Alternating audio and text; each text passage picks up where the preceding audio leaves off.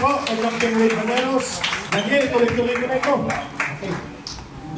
Si Ma'am Lorraine po is underway na sa ating pagtitipon. At habang wala siya, ituloy na po natin kasi we have a limited time sa venue natin. At medyo pagod na rin po.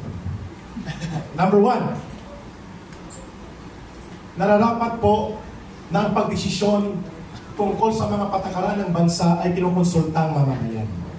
Tungkulin niya ng Pangulo.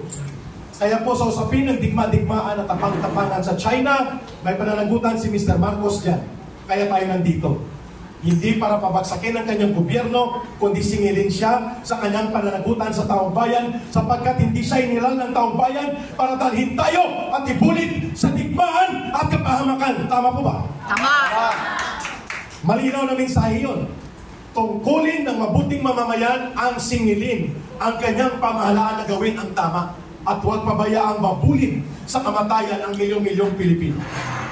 Number 2, ang Amerika po, hindi ang kanyang mamamayan kundi mga gobyerno ng Amerika ay may malawak at mahabang kasaysayan ng pananakop at pagpatay sa buong mundo. Ang pinakamaraming pinatay sa digmaan po, maliban sa World War II, na sila din ang may pakana. Sabi ni Camintong kanina, the world's most devastated city in World War II was Manila. Patapos na ang digmaan, pasurrender ng Hapon, dinurog pa ng Amerika ang Manila para lumuhod tayo at humingi ng Marshall Plan Recovery and Rehabilitation para tayo'y hindi humulagpos sa kanilang kamay ng pagkontrol. Pasurrender ng Hapon, binagsakan pa ng bomba atomika doon sa Hiroshima at Nagasaki para i-take over ng Amerika ang dikta ng resulta ng digmaan sa World War II. Pero sa totoo lang, ang pumasag ng backbone ng Japanese Imperial Invasion Forces sa Asia ay ang China. China po ang unang lumaban, milyong-milyong mamamayang Chino ang namartir at namatay sa digmaan na yan bago pumasok ang Amerika. Remember Manchuria, 1,000,000 mahigit ang ni-rape at pinatay na mamamayang China ng Hapon. Lumaban sila. Ang komunistang China nila Mao Zedong at Chiang Kai-shek ay nakipagkaisa upang durugin ang backbone ng pwersa ng mga Hapones na nananakop sa Asyon. Klaro yun, mga kababayan. Tama si Kado. Yan po ay dapat may linaw. Sa Pilipinas po, mahigit 1,000,000 ang namatay sa digmaang hindi natin dapat pinasukan noon kung napigilan yun. Yan ang sinasabi ni Marcos Sr., ang tatay mismo. Sinabi niya yan sa gitna ng Kongreso ng Estados Unidos. Alam niyo rin po ba kung ilang milyon ang pinatay ng Amerika sa Vietnam? Mahigit 3 milyon na mamamayan ng Vietnam ang pinatay ng Amerika from 1964 to 1975. Ang mga malulubhang warfare of chemical weapons, ginamit nila yan sa Vietnam. Napalm bomb, Agent Orange, name it, Hamilton. You do it, they do it everywhere, every day. Tipunin mo ang bombang ginamit sa World War II. 20 times more ang bombang ibinagsak ng Amerika sa Vietnam alone. 20 times more than the entire bombs in World War II. Ganon ka sidhi ang digmaan, winasak niya ang Vietnam. Pilipinas, 680,000 Pilipino ang pinatay ng Amerika in Filipino-American War. Yan ba ang kaibigan? Ituro ninyo ang lugar sa Pilipinas na binagsakan ng bomba o binasaker ng China ang ating mga kababayan. Balangiga Bell in Samar, 11,200 ang pinatay ng Amerikano. Kaya nila kinuha ang bell ng Balangiga sa Samar bilang war booty na naibalik lang sa panahon ni Rodrigo Duterte. Isa-isahin pa natin yan.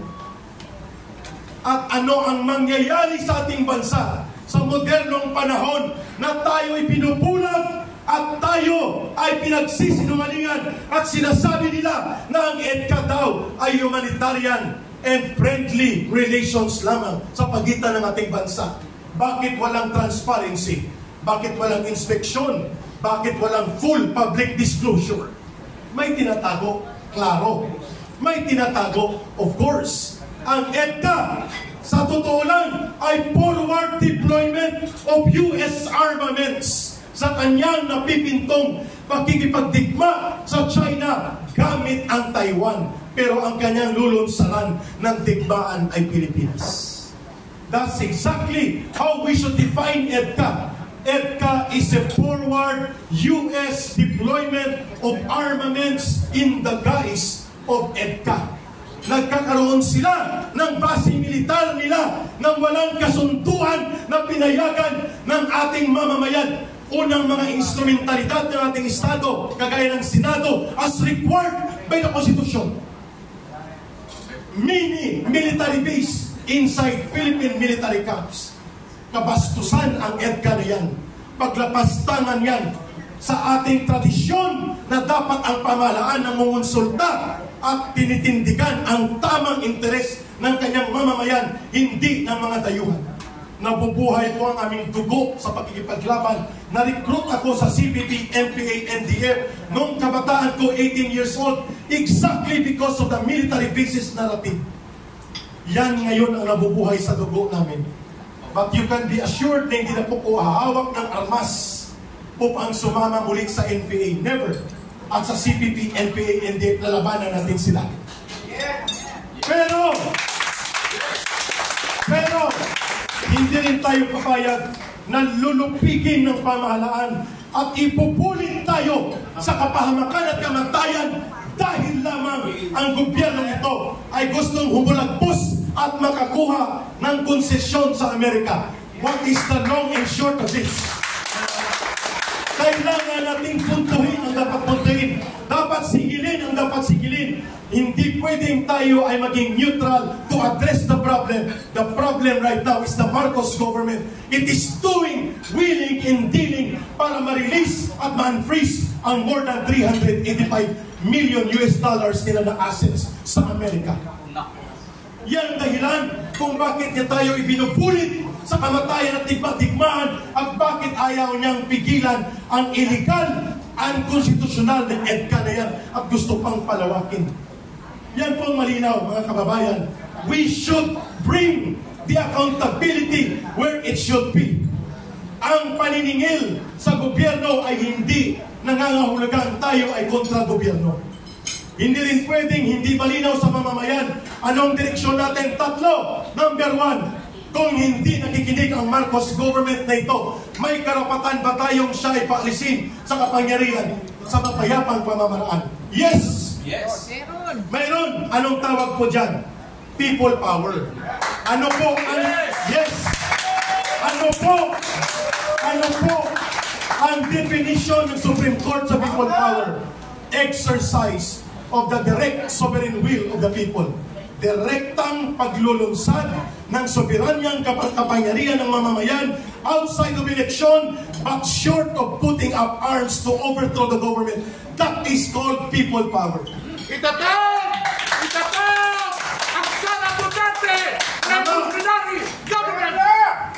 Renko Sara Duterte. Tama yan. Pangatlo. Nararapat po ba na sundan natin ang constitutional line of succession at babaguhin natin ang bulok na sistema ng pamamahala sa pamamagitan ng pagkakaisa sa nararapat na mamumuno sa atin? Yan ba ay bahagi dapat ng direksyon para itigil na ang mapamuksa na uri ng pamamahala ni Marcos Jr.? Karapatan ba yan ng mamamayan ay panawagan? Yes, karapatan po yan ng mamamayan. Karapatan mamamayan ng revolusyon. Yes! So mga kababayan, hindi ko na po pahabahin ito sapagkat nandun na po sa inyong mga gilid ang mga simpleng mga pansit na inihanda natin para sa mahabang labanan ng mamamayang Pilipino. Mga kababayan, tatapusin ko in the last 2 minutes dahil nandito na si Dr. Lorraine Marie Badoy, ang kapartner ko sa Pilipinas nating mahal, ang modernong Gabriela Silang, ang tagapagtanggol ng karapatan at kalayaan ng sambayan ng Pilipino. Mga kababayan, To wrap it up, habang kayo po ay nagkakaroon ng inyong panahon sa simpleng salo-salo ng mga pansit at ng mga lumpia, ay pagsasaluhan natin ang mensaheng itudulog ni Dr. Lorraine Maribadoy sa atin ngayong araw na ito. Mga kababayan, narito na po ang tinawagan ng mamamayan. Magkakaisa tayo para sa pagbabagong mapayapa, pero pagbabagong itutuwid natin ang gobyernong mali at itatayo natin ang tamang pamamahalang nagsisilbi sa kapakanan ng taong bayan at ng buong sambayan ng Pilipinas. Welcome kay Dr. Lorraine Maribadoy, ang panguling bahagi ng ating komite. Salamat, Eric. Salamat sa Thank you, ma'am. mga kababayan. Sorry, late ako.